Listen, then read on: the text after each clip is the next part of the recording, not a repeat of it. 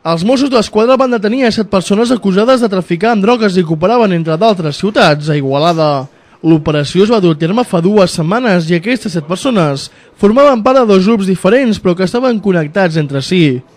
Un dels grups es dedicava al tràfic de drogues a nivell internacional. Podríem dir que és un grup que té especialitats, no? O sigui, té especialistes en fer assalts a altres narcotraficants, té especialistes en anar a recollir el hatxís, té conductors, té gent que s'encarrega de procurar les infraestructures en quant a guarderies, domicilis, a posar-los al seu nom, a buscar, i té grups que es dediquen a l'assalt als segrestos o inclús a contractar sicaris.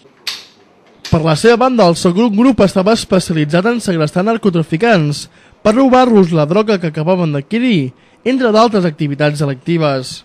Que el que es dedica és a comprar grans partides de hatxís que es desembarquen a la costa catalana o de València o inclús més cap al sud, transportar-la, emmagatzemar-la aquí a magatzems o a llocs, a magatzems francs, a guarderies, per després vendre-la a altres narcotraficants d'altres països d'Europa. En aquest cas hem detectat droga venuda a Itàlia, a Alemanya, a França.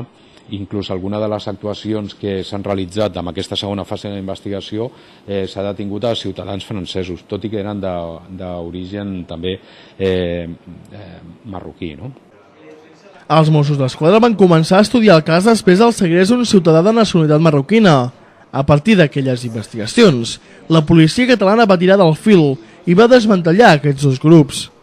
Les investigacions van portar registres i escorcolls en 3 poblacions: Igualada, Sant Boi de Llobregat i la Llagosta.